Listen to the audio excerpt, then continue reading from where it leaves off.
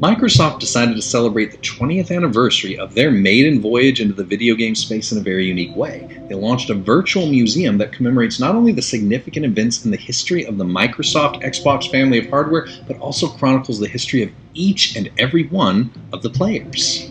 Yes, you heard that correctly. If you signed into an Xbox at any point over the last 20 years, you have a personalized wing in the museum as well. If you haven't checked this out yet, you are certainly missing out on an opportunity to not only take a walk back through maybe memory lane to review some of the most iconic moments in the history of Xbox, but of your own personal gaming history with these consoles too. The funny thing is, I'd forgotten about a lot of this. I don't remember hardly any of these achievements. And if someone had asked me about my top 5 most played games before reviewing the actual results, I would have gotten a lot of them wrong. Yeah. But for better or worse, this is my museum. These are my achievements, and this is the history of my gaming profile. The good, the bad, the ugly, they're all present there. Not proud of everything in it, but here it stands nonetheless. And if I never pick up another Xbox controller again, this is where my gaming museum will remain in perpetuity. This will be my gaming legacy on the Xbox platform. The idea of a, legacy is a complicated one. It is something that we are typically unaware that we are creating throughout a large portion of our lives. Once we begin to comprehend the concept of, like a legacy, many of us suddenly shift into trying to mold it and remake it into something that we, might actually be proud of leaving behind. And if I'm being honest, when I try to conceptualize my own personal legacy, it doesn't feel very good. Sometimes it feels like everything I've ever done doesn't really matter, not in a way that will have resonance after I'm gone. If anything, the only things that I may be remembered for are some of my worst moments, my most selfish choices, and my most obvious mistakes. Will anything we have done really matter once we're, gone? What is it that we are actually, leaving behind? These are tough questions to ask, and they are questions that need to be answered. So here's the tough truth we must all reconcile with.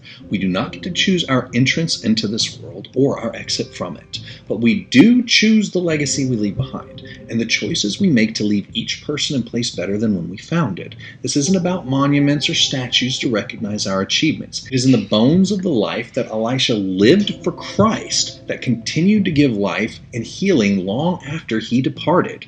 It's the life that we choose to live for the Lord going forward, starting right now, regardless of what skeletons are in our old closets. It was the remaining presence of God on the life of Elisha that continued to impact lives through even the bones he left behind, a lasting legacy that Elisha didn't get to see until after he was gone.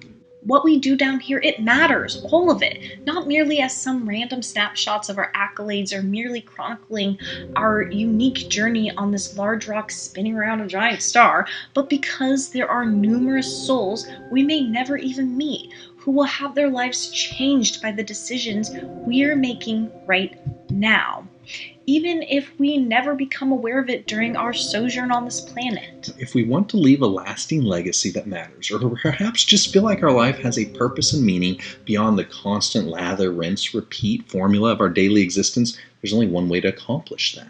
When the light we've chosen to shine is the light of Christ, it continues to burn long after our story is complete. When I explored the Xbox Virtual Museum, I realized something. It was never really about the games. It wasn't even about the console I played them on or the achievements I unlocked. This museum is the story of my journey as a human, a gamer, and a child of God. It's the story of the times I felt alone, and through those gaming experiences, I was introduced to others who shared my journey, even if it was only for a short while. It's the reminder of some of the laughs, the tears, the ups and the downs, the games I regret playing, the games I'm still playing, and all of that makes up my legacy. Not my legacy as a gamer, but as a human who games. Now, is it flawed and at times even embarrassing to look back on? Absolutely. I mean, I played and enjoyed all of the Burger King games, for crying out loud. He really did. It's one of his favorites. But our legacy is not the mistakes we have made. It is how we allow those to shape who we're becoming and determine what type of bones we're leaving behind. We're deciding each and every day if these bones that make up our legacy will help and heal those who find them and lead them to a deeper relationship with the Lord, perhaps many years after we're no longer here. The trees we are planting in faith today will generate fruit for generations to come, so we must choose the seeds we are sowing with this in mind. Elisha may not have chosen when he would graduate from this life, but he did make the choice as to what his bones would represent to those who found them. Let's make that decision today to plant thoughtfully, invest our time intentionally, and show Christ's love unconditionally.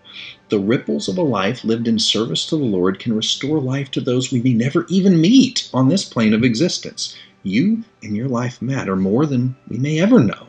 We were chosen to serve God in this exact time and place in a way that will last beyond our final chapter. So plant with care.